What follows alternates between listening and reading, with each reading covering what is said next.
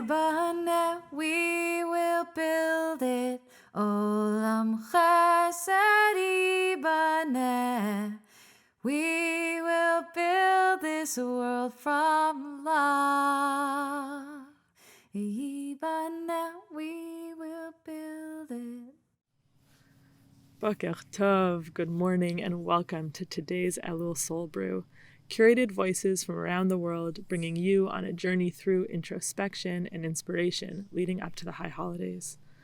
I'm Rabbi Bluth, host and producer of the Soul Brews with the Beth Tzedek Center for Spiritual Well-Being. And today, as we head into Rosh Hashanah, we're hearing from one of Beth Tzedek's great educators, Danielle Silverman. Danielle is the Director of Education and Programming Coordination at Beth Tzedek. And as we head into our day of coronation, our day of renewal, our day of visioning, the birthday of humanity, we're going to learn this morning a little bit to get a little deeper into what is the essence of Rosh Hashanah. So, Danielle, well, firstly, I would like to wish everyone a Shana Tova Umetuka. May your holidays, may this new year be a big blessing. May it be a time of visioning what is to come in this year, and may it be met with grace and with malchut, with sort of royalty. So Danielle, leading up to Rosh Hashanah, on the edge of Rosh Hashanah, heading into our big day, what's your soul brewing? Hi everyone, my name is Danielle Silverman. I'm the Director of Education and Program Manager at Beth Tzedek Congregation, and it's a pleasure to be with you for Soul Brew this morning. Before we start, I want to give you a minute to go grab a pen or a pencil and a piece of paper. Go ahead.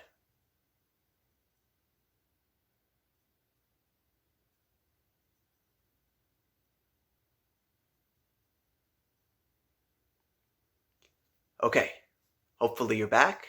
If not, you can pause this until you're ready. This morning I want to talk about all the different names for Rosh Hashanah.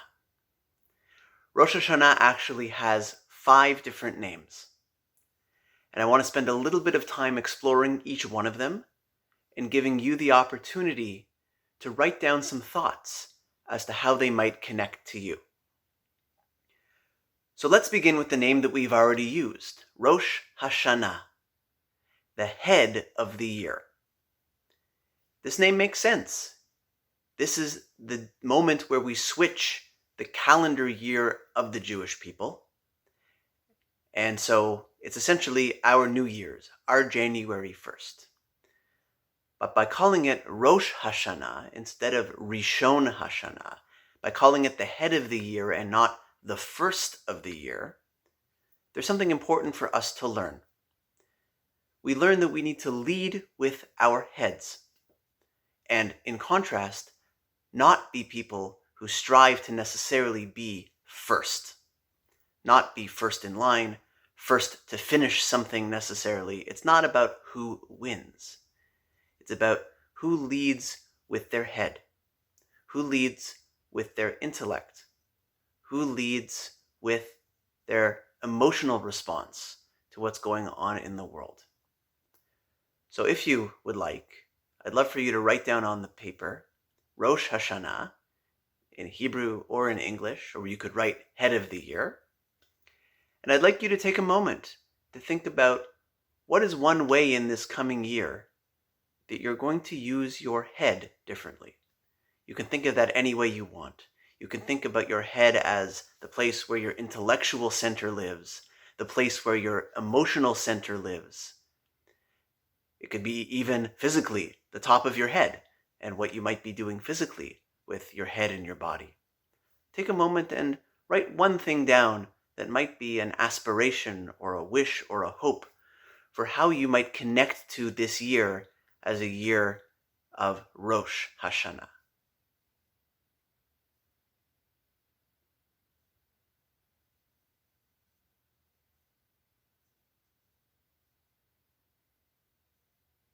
Wonderful. Another name for the holiday is Yom Hadin, which translates to the Day of Judgment. We know that Rosh Hashanah in our tradition is Yom Hadin, the day where God sits in judgment over each one of us, accounting for how our past year has been and determining our fate for the year to come. We also know that this year of 5780, has been a year where talk of judgment, of justice, of deen, of law has been profoundly important. So I'd like to repackage Yom Hadin a tiny bit for our writing exercise. And I'd like you to think about one way in which you are going to strive for increased justice in our world. What that might look like for you in the year to come. What this Yom Hadin is going to prompt for you in thinking about justice, in thinking about equity and equality in the world around us. You can go ahead and write.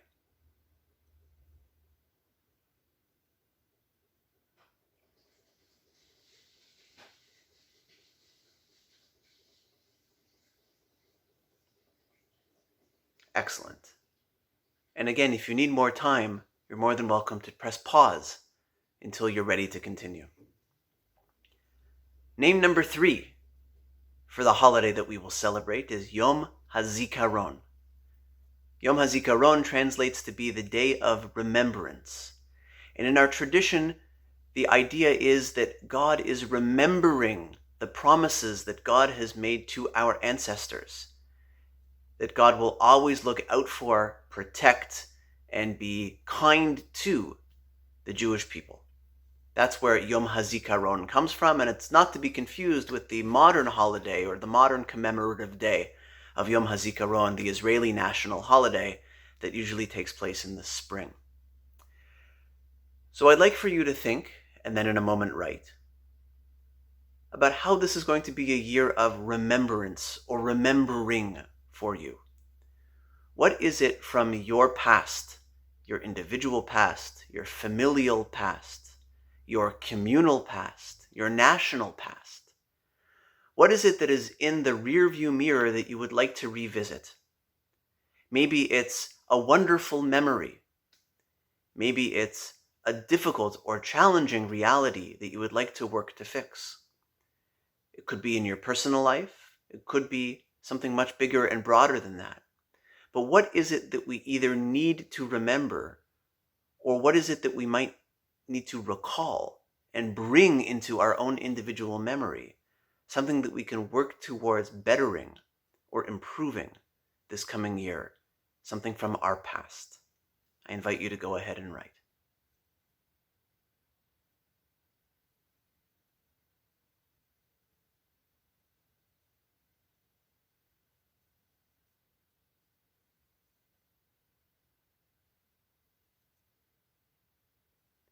Great.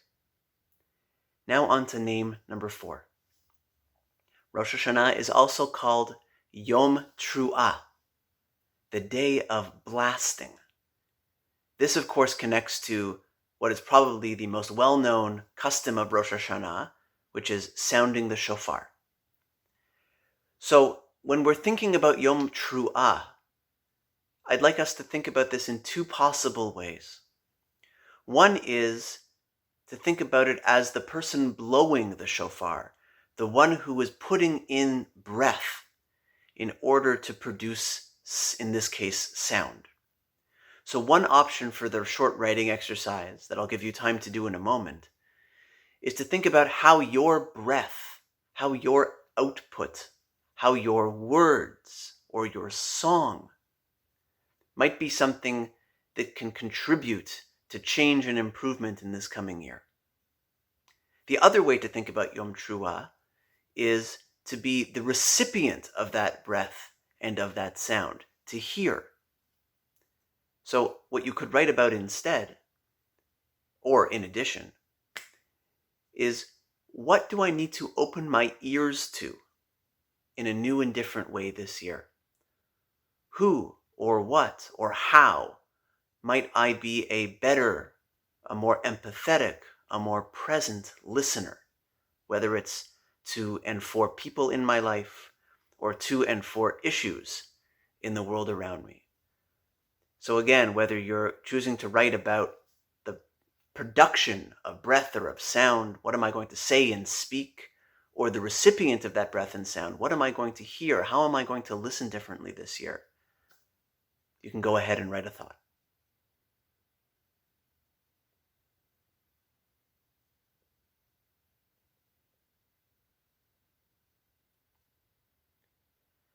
Finally, the last name of Rosh Hashanah is Yom Harat Olam, which translates to the day the world was either conceived or born.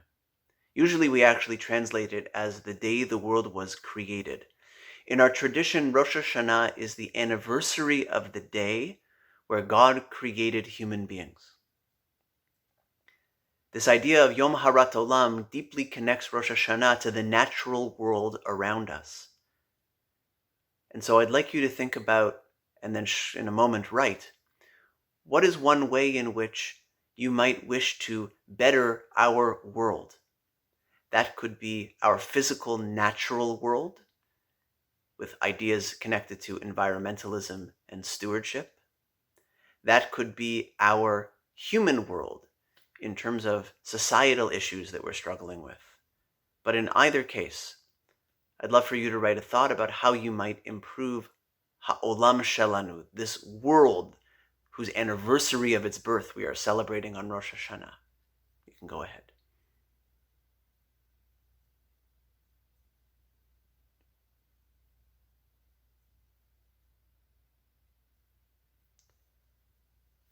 Take a look back at what you've written.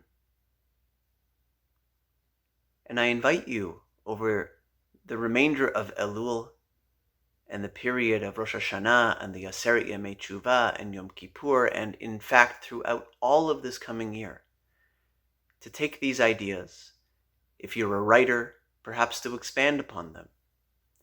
If you're creative in other modes and fashions, to use those creative energies to perhaps demonstrate your commitment to these ideas.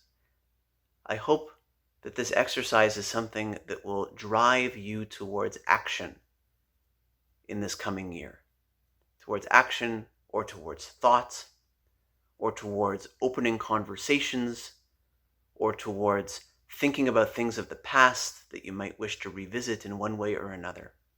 But ultimately, my hope is that these thoughts and others, these ideas that you've written, will be signposts for a positive and focused energy for a 5781 that will be beneficial to you, to the people around you who you come into contact with and love, and for our society as a whole.